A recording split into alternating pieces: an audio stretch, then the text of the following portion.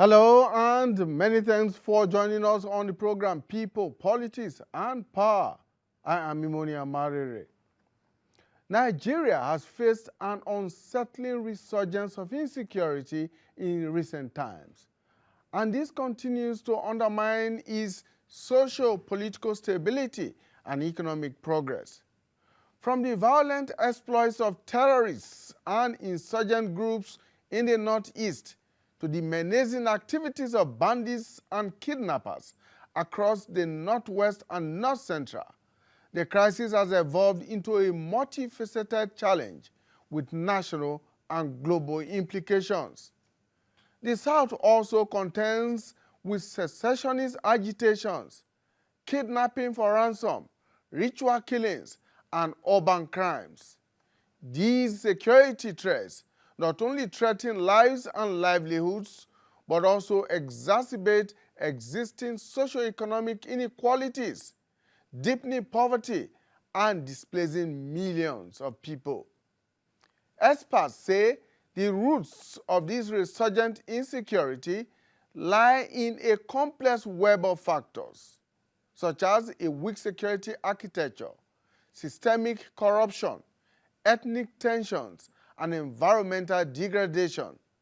Not forgetting, of course, decades of neglect of rural development, unemployment, and poor governance that have created fertile grounds for the proliferation of armed groups and illicit activities.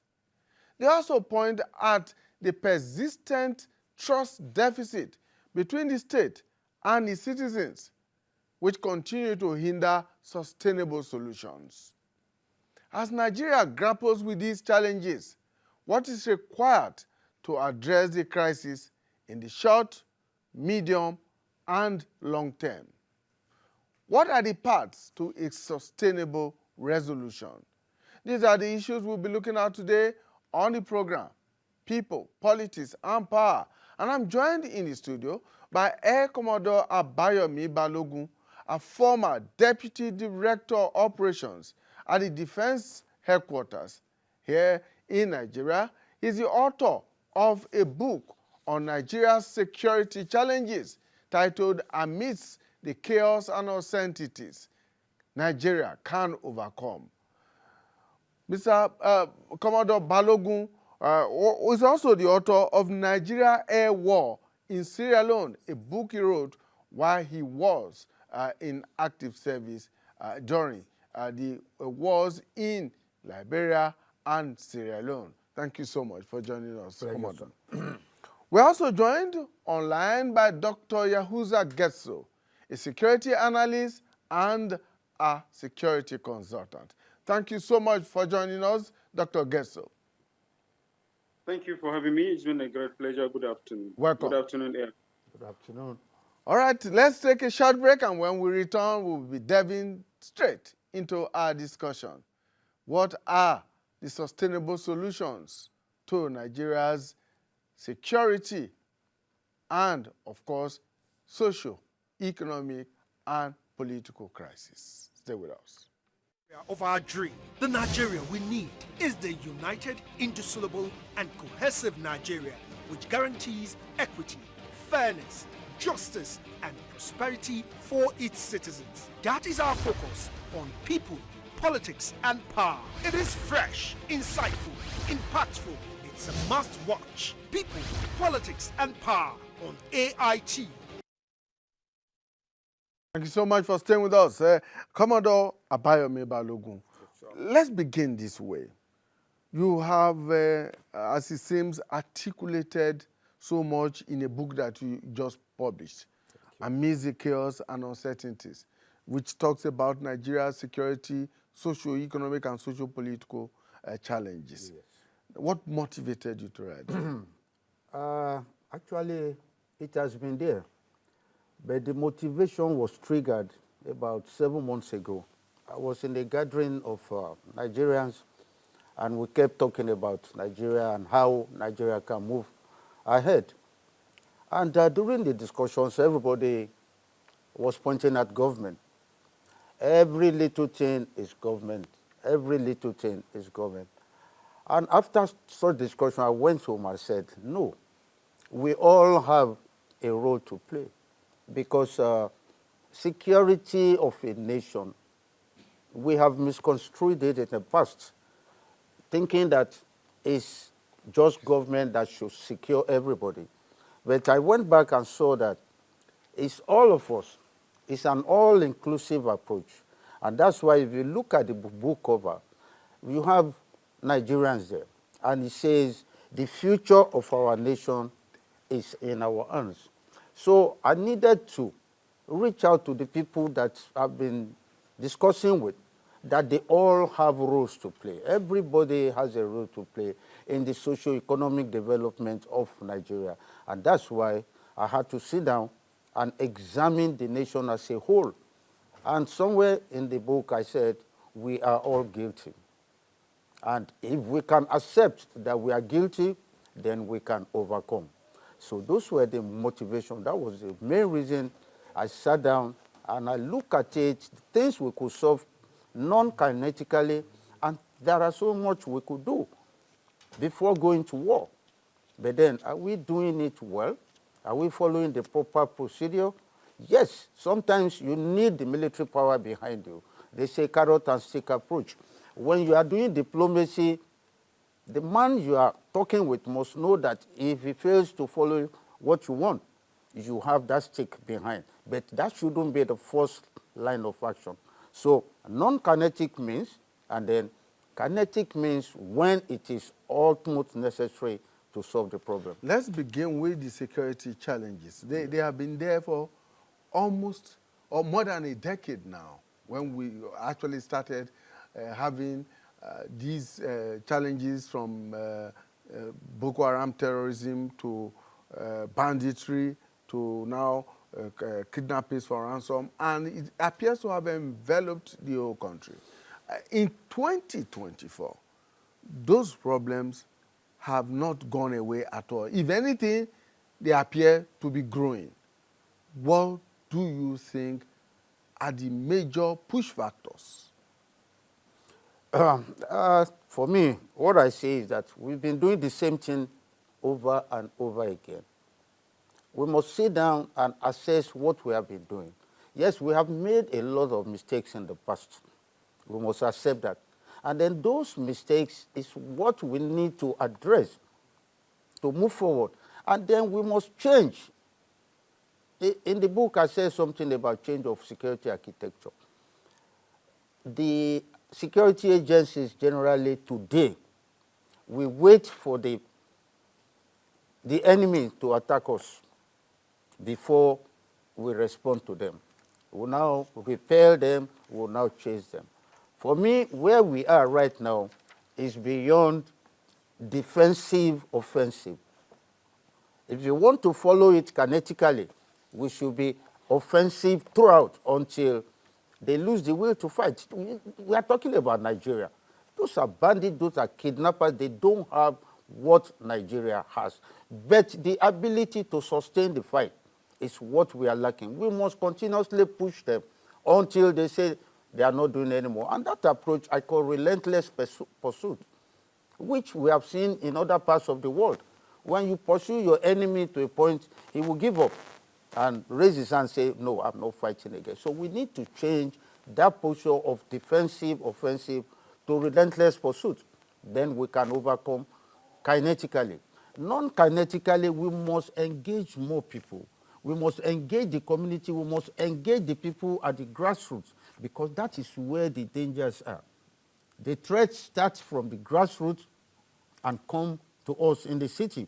So if you have your people at the grassroots who will identify that things are brewing, get across to the government, government can take preventive measures or proactive measures that will prevent such things from going up. But today, we only react.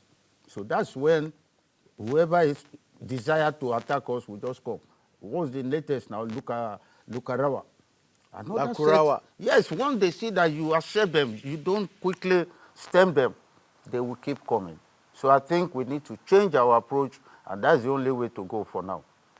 All right, let's bring in Dr. Gesso. Dr. Gesso, you have listened to Air Commodore Balogun. And it says that the security, socio-economic, and whatever challenges Nigeria is facing at the moment is a product of a long-standing neglect, whether it's in terms of the security architecture or indeed of the active participation of the ordinary person, ordinary Nigerian. Do you agree with that assessment? Well, once again, I must commend the Air Commodore, and I really buy his approach. And I believe if at all the security personnel ranging from second lieutenant and up to the generals should be kind of Nigerian government should buy his book and sell it or share it to all the officers for them to only look at this component of what he discussed as mentioned, that he has mentioned it or he has discussed it in the book. The reality is Nigeria, we sustain or we maintain the defensive mechanism. And actually, it has taken us a quite long time deceiving ourselves or being non-proactive, using a singular strategy that has continued to fail us. Because I always mention three things, which I will repeat myself now. One, the criminals we are fighting, especially those in the North Central and those in the northwestern part of the country, and more than 50% of those in the northeastern part of the country, and their allies, as well as those who we are fighting in the southeast, and the little challenges that we have in the southwestern part of the country, they are all known. So it's only difficult when you are fighting an enemy that you don't know. But as the case of North Central and Northwestern part of the country, these enemies, you can profile them one after the other. You can profile them by polling unit. You can profile them by political what? You can profile them by state assembly constituency.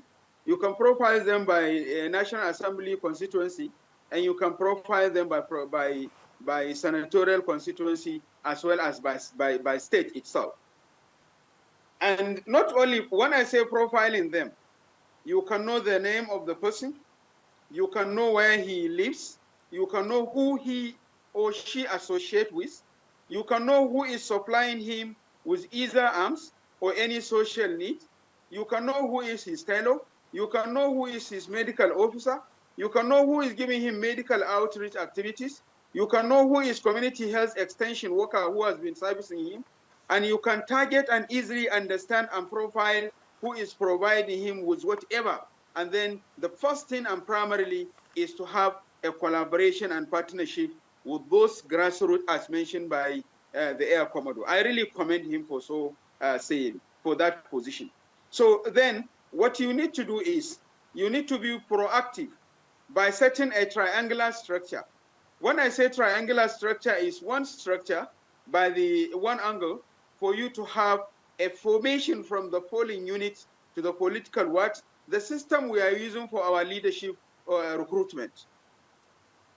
The polling unit, the political what, the local government, the state constituency, federal constituency, and the senatorial constituency, as well as the state constituency.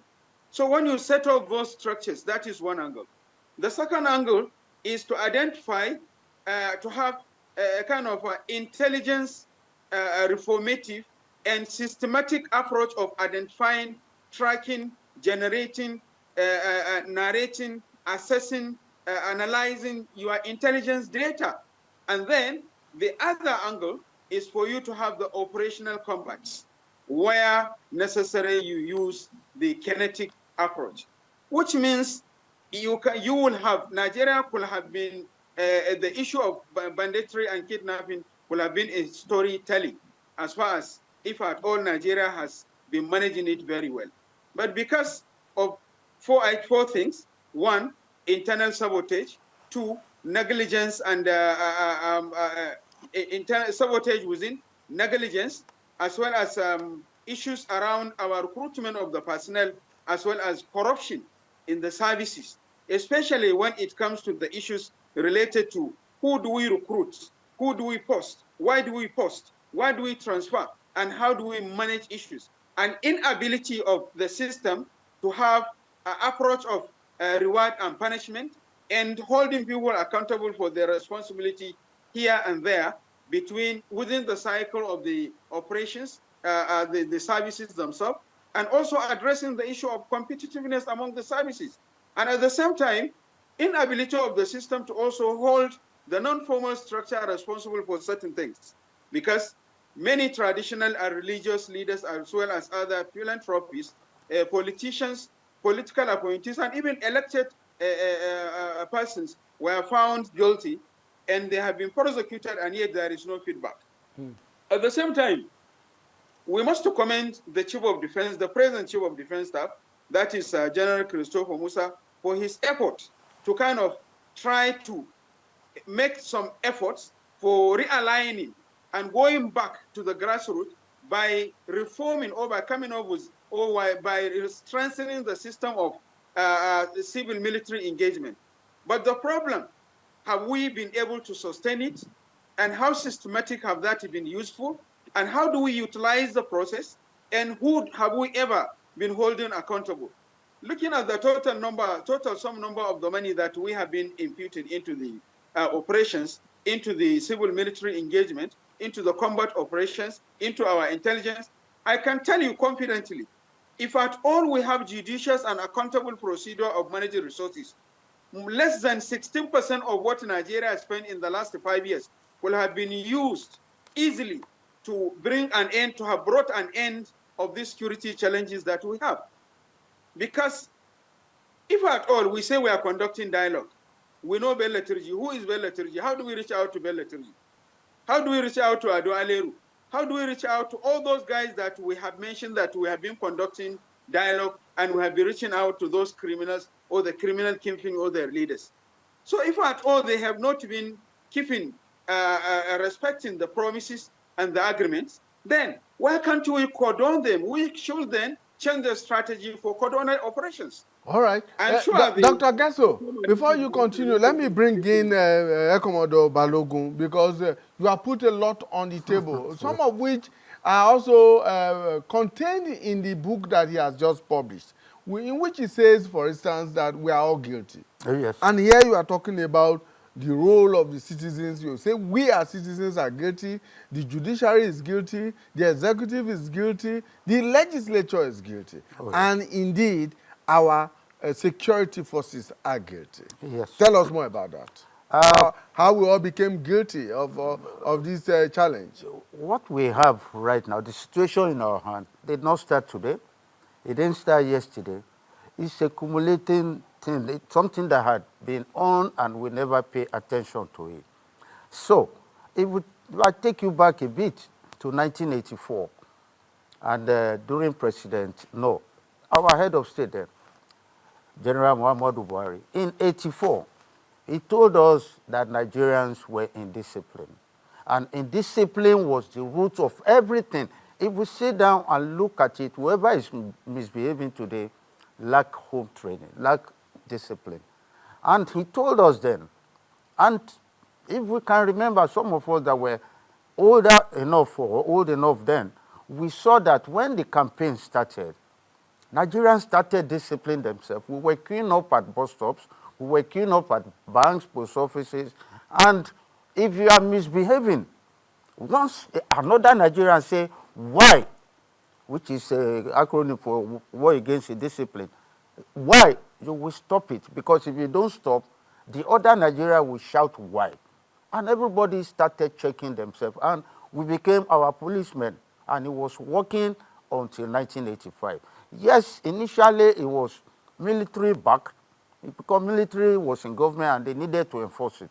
But later we started enforcing it ourselves. For me, we must find a way to start checking ourselves again, because lawlessness and discipline is what has led us to all these crises.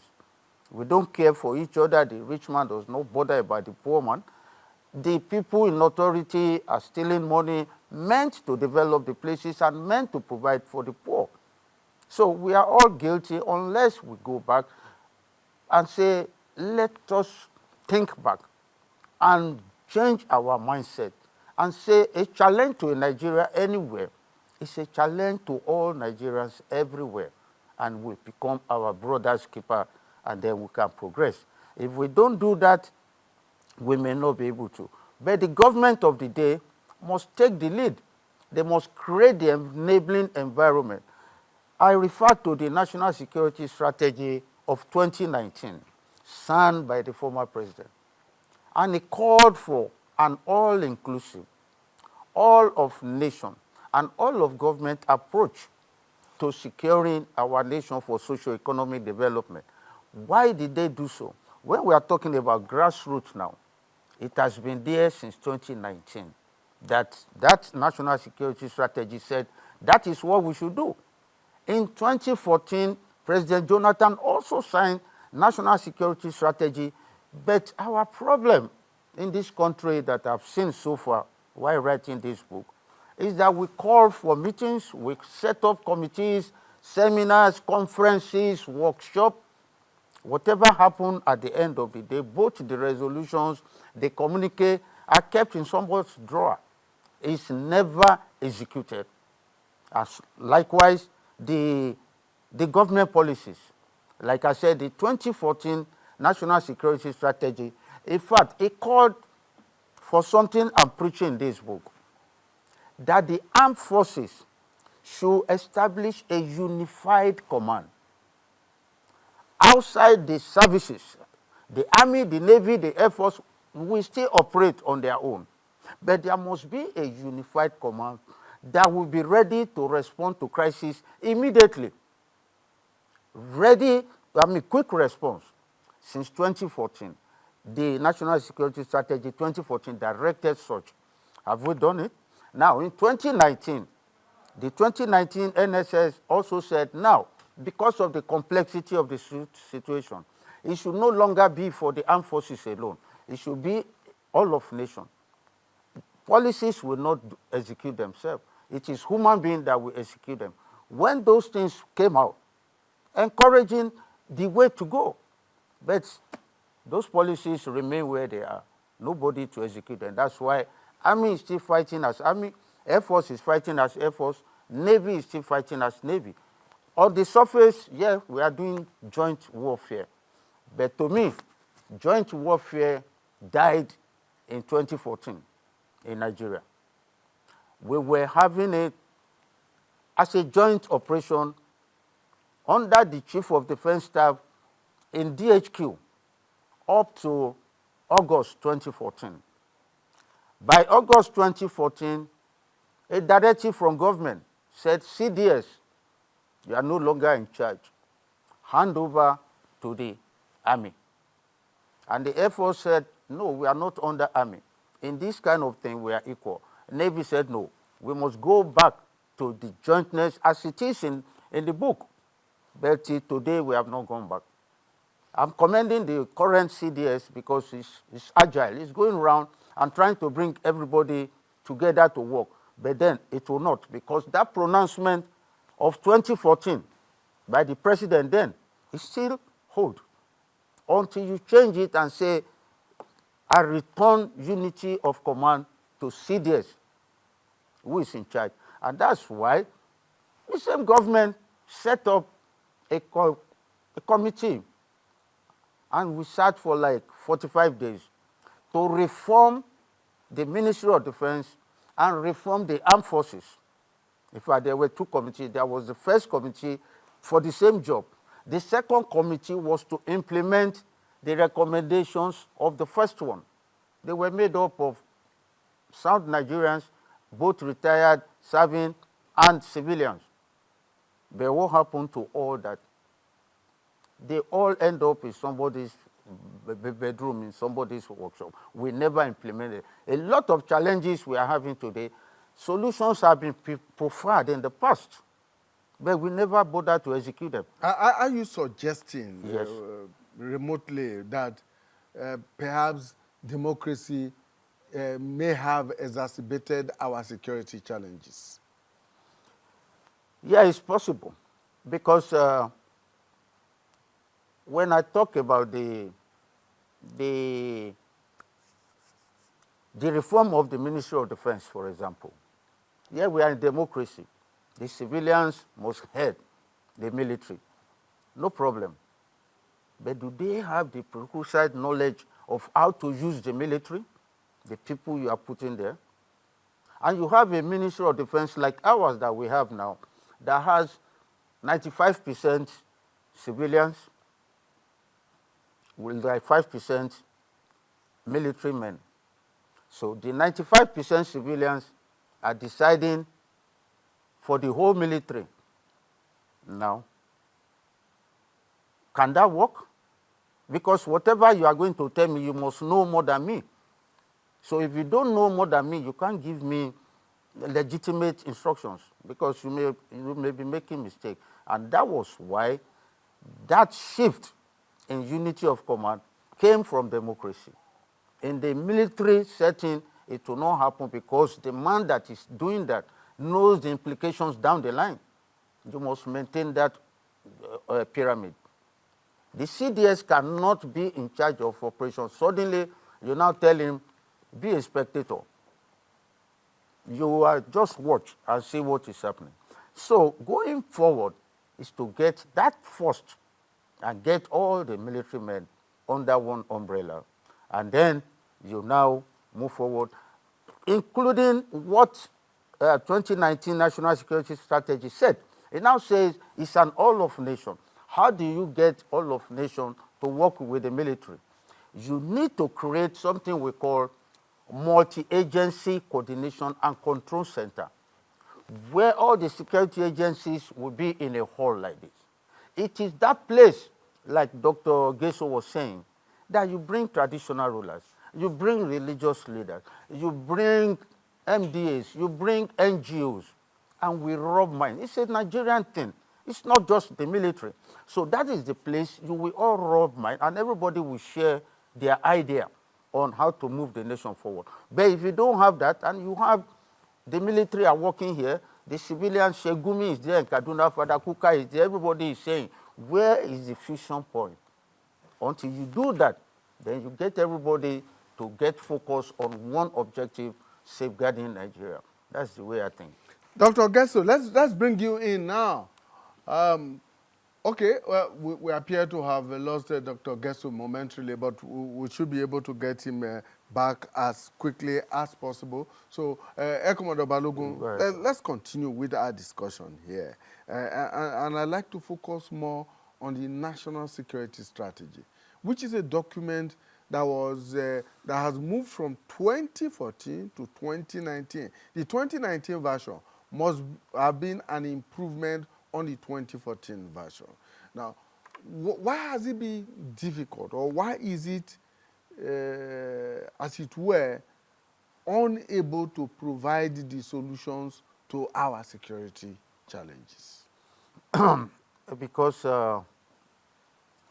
there I will blame the government. Because if you want something done, you must get the right people to do what you want done. If you don't get the right people to do your job, it will remain undone. So you sit down, give me a blueprint of how to secure Nigeria. And they give you, professionals give you. And then what do you do with it? You call that man, you call that man, go and execute this. Do they have the prerequisite knowledge to do that? And that is one of the challenges of Nigeria. We play the man before the office. Usually we should play the office before the man. What do I want to do? Yes, that's the office. Okay, what do I need from this office? What are my expectations? Then you look for the man and say, who can give me my requirement from this place, and put that man there. But what we do is, oh, that man, he needs a job, and it must be somewhere he can make little money. Which office is available? Then we see that that office is available, not minding whether the guy can fit in that office or not. and you shove him there and say, yes, we have given you a job. It's your compensation for whatever you have done for us. Will he deliver? No, he cannot deliver. That's why you have policy inconsistencies, policy somersault, because incapable people are being tasked to do what they cannot do.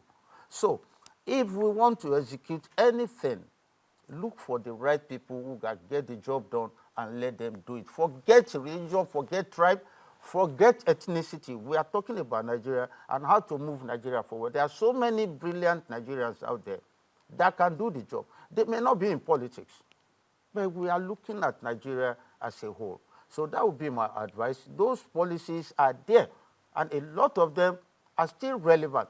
A lot of the committee reports are still there. The people that did them are still alive.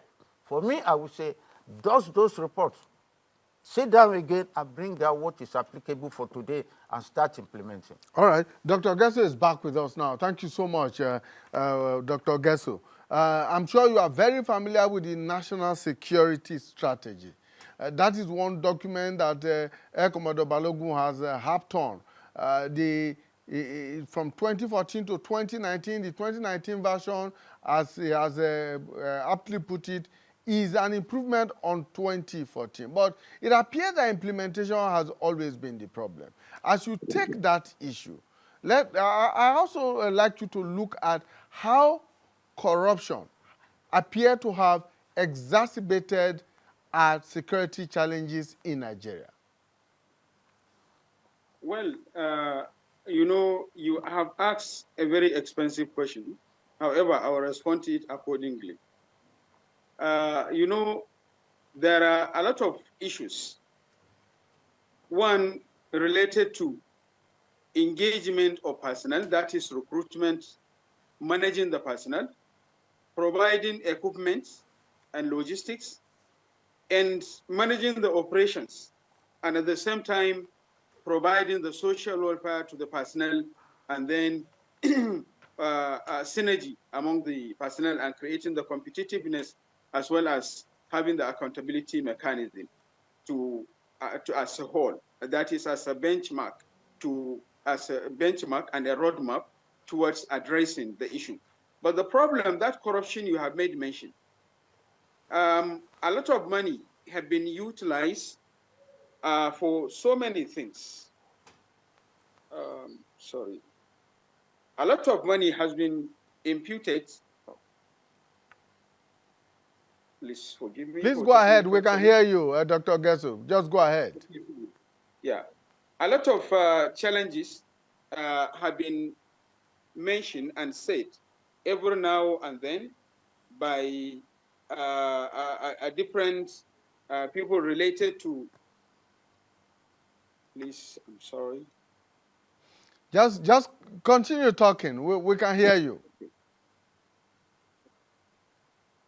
Dr. Gesso? So, yes, can you hear me? Yes, we can hear you. Go ahead. Okay. So going forward, we have had many allegations and challenges whereby many people have been siphoning the resources, and a lot of resources that have been budgeted and are released. If we look at the operations and the activities going by from the 2014, as mentioned, let me just take it from then, or from the 2015 to 2029, just take the 4 years.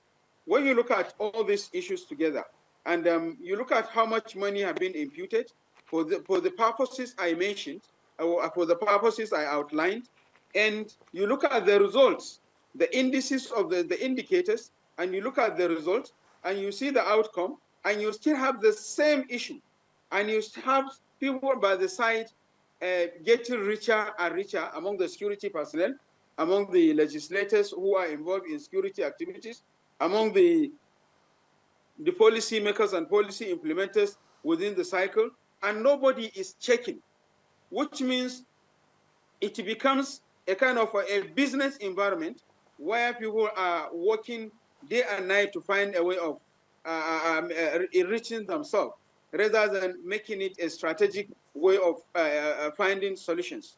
So corruption has been playing a great role when you look at the issues of how much was budgeted, how much was released, and how accountable have we been able to manage those resources that have been imputed, and for what purposes, and who have been doing what and how. So as far as we cannot manage all this, definitely the issue of corruption also, when you look at the stop and search, when you look at the allowances of the personnel, when you look at the complaints, even sometimes it gets to the level whereby a military personnel had to kind of revolt or had to protest inability of the management to provide their resources and so on and so forth. And when you look at the issues, when you start from Abuja to Sokoto, Abuja to Zaria, Zaria to Sokoto, each and every checkpoint when you get there, it is not after what are you carrying, who are you, where are you going, for what purpose. They are only after collecting what you have. Nobody is even interested in asking you to identify yourself or identify what you are carrying. So drivers have made it, it becomes a tradition. Each and every driver that is loading passenger at the park must have 200 naira, 50 naira, 100 naira, and 500 naira. Because each checkpoint, it has its own price. And this is known. We have provided so many evidences and facts on this, but nobody is listening. And at the same time, when you look at the personnel we have, just look at their uniform. Most of the soldiers, if you look at their uniform, they will be pricing you when you are moving with the private vehicles. They price you based on the vehicle you are moving with. If you are moving with SUV, your price is different. If you are moving with other vehicle, your price is different. If you are moving with driving a commercial vehicle, your price is different. And when you look at everything together, when you put everything together, you realize that we are diving into the river of corruption, and we are. So, Dr. Gesso, let's look at finding solutions now. What you think should be in very clear terms, short, medium, and long-term solutions. You recall that in our private discussions, we had talked about the emergence of, for instance, of a new bandit group in the Northwest. That's talking about the Lakurawa bandit group. But you say that that group is not a new group as it's been portrayed to the Nigerian public. Well, anybody who is thinking that Lakurawa is a new initiative or is a new crimes that just come up in 2014 or is just discovered in 2014, I think is deceiving himself or herself. And if government is having this position, they are deceiving themselves.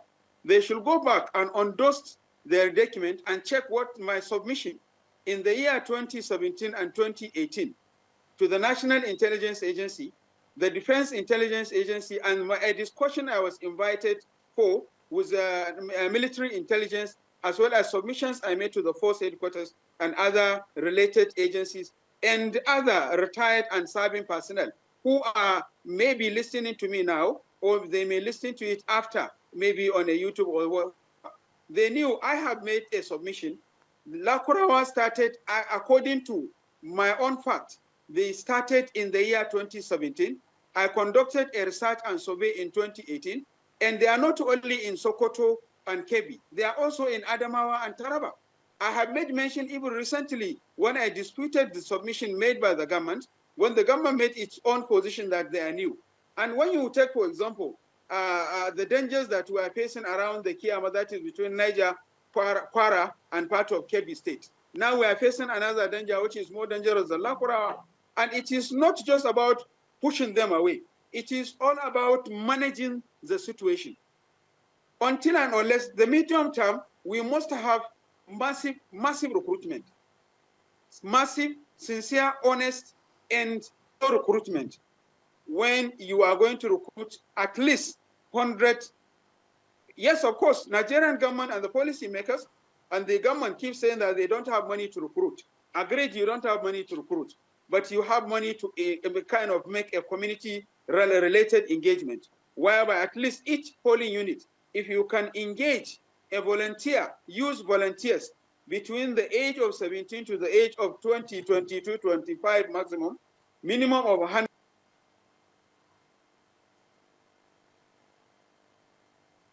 We appear to have lost contact with Dr. Gesso again, but we hope he's back. But Ekomodo Balogun, let's begin to look at what I would describe as short term, that's the immediate, the medium term, and the long term solutions to this challenge. Because as you have clearly captured in your book, security has a ripple effect on other aspects of society. That's true. Economic, social, cultural, what have you. Yes. In fact, the impact on agriculture is so obvious and so intense that we're beginning, or rather we have in Nigeria, be experiencing hunger. Yes. Dr. Gesso has said so many things, and I will just take some of them before we look at the way forward. Budget allocation to defense and security is very important. We have spent so much money, but why? And those are the ways to stem whatever you call corruption. It's part of it. Corruption is everywhere, but we must start from somewhere. Now, why is the defense budget so big? Because I told you that in 2014, we lost unity of command. That unity of command entails all the services, all the security agencies working together in unison. That means you have synergy, you have cooperation, you have coordination, everything under one umbrella. But when you send them away, you now have duplication of effort. Rivalry. Duplication of effort is that Air Force will have this equipment. Army will also have that same equipment. Navy will have it. DSS will have it. Police will have it. All this equipment are doing the same thing. So why do you need for all the agencies? Why don't you have that multi-agency coordination and cooperation center that I said? That will be the sole manager of all the resources. And when Dr. Gesso was saying that we need to recruit, I will beat my chest and say that what Nigeria has today, if well managed, synchronized, and coordinated, we can defeat any bandit or any... That's in terms of the numbers in the security forces. Of course, and equipment. I fought in the Liberia and Sierra Leone wars. We did not have 10% of the equipment that is available now. But are we coordinating them? Are we integrating this asset with this asset to achieve the same objective? No. The Army is fighting.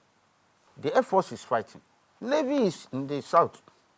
For me, the security agencies are working very, very hard. They are working extra hard, but they are not working smart enough.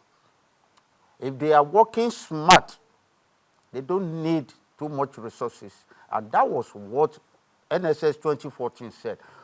Create a unified command that will be ready and deployable to any threat zone. And that unified command will comprise Army, Navy, Air Force, all the security agencies doing the same work economically and more efficiently. So the way forward is, first, you must first secure your nation before any other thing. Without security, there will be no development. There will be no progress. Because like you said, food security now we don't have because farmers cannot go to market. But I suggested in the book that, yeah, we should look inwards. We can be secured food-wise if we choose to rely on what we have. And we pointed it out that cassava, maize, and sweet potato grow everywhere in Nigeria. But, and so what? It does not matter to us. We did not see the strategic importance of cassava, maize, and sweet potato because they can grow anywhere. Other crops grow, they are seasonal, and they grow in different places. But those three items grow everywhere. And we said, okay, why don't we plant sweet potato massively across the nation since it can grow? And then it has the advantage that you can harvest it 3 times in a year. And sweet potato can be converted to various forms of food. You can eat it as your porridge, you can eat it as chips, You can make flour out of it and use it for pastries. You can use it for bread. And we just tried moi moi from sweet potato. So if we can do all that, maize the same thing, cassava the same thing, why would we be looking for wheat or bread from anywhere? So we must look inward, and the government must take the lead and say, in fact, we suggested that within towns and cities, up to 2 kilometers outside the town and city, any land, because farmers say they cannot go far, Yes. any land that is not developed should be given out for farming, garden farm. And if you have that land and you don't want to farm it, give it to somebody to farm it, you share the profit. So that at the end of the day, everywhere we look, we are farming something and self-sustaining things within Nigeria, and that's where we had to refer to the president. Jokingly or whatever he said, we can feed Nigeria with agbado, with gari, with cassava. Have we sat down and really thought about it? It's a possibility. Okay. Whatever bread we make out of cassava bread, we make out of sweet potato bread, it becomes a Nigerian bread. And who does not like can go and buy British bread or whoever's bread, and we become self-sustaining. So when people are less hungry, they are less angry, and then they would not disturb me and you. All right, let's bring in Dr. Gesso now. We are rounding off our discussion now, Dr. Gesso. Very quickly, please provide what you consider as sustainable solutions to our challenges. Well, the sustainable solution and the best strategy is to have a combined approach of both kinetic and non-kinetic, whereby in the case of non-kinetic, we should have a community-driven strategy, whereby the community will work more closely, that is strengthening civil-military engagement, to have a community-driven initiative for the security, for the formal security formations and the non-formal security formations, that is the forest hunters, forest marshal, hunters, civil security system that we have within our communities should be engaged to strengthen the intelligence generation. And then we should work towards target-based approach, whereby we know where the criminals are, we know who they are, let's target them and punish them, and then consider other things. Let's not continue, and then we must be ready to fight corruption. As far as we are not ready to fight corruption, as far as we are not ready to hold people accountable and responsible for the authority given to them or for whatever, then we'll continue to dive into the river and we'll continue to deceive ourselves that we are making progress, whereas we are not. So I am advocating and re-advocating for the need to have community-driven strategy, community-owned, community-sustained, and community-initiated to have a strengthened civil-military engagement. And also, I buy in the opinion of the Air Commodore related to multi-sectoral system, whereby you will have a unified command, and then whosoever the chief of defense staff should be a sole the commanding officer that Air Force, Navy, and the rest will listen to. We must commend the present chief of defense staff for the efforts, for his agility and dedication and listening ears, because he listened a lot, and he's really doing well, and he is really commendable. Very, very quickly, what are your hopes and expectations as we move into 2025, security-wise? Accountability mechanism, fighting corruption, and community-driven approach, as well as strengthening the civil-military engagements. Thank you so much.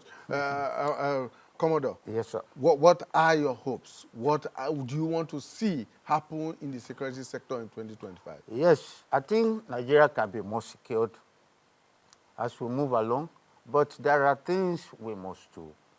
First, we must accept that a challenge to a Nigerian anywhere is a challenge to all Nigerians.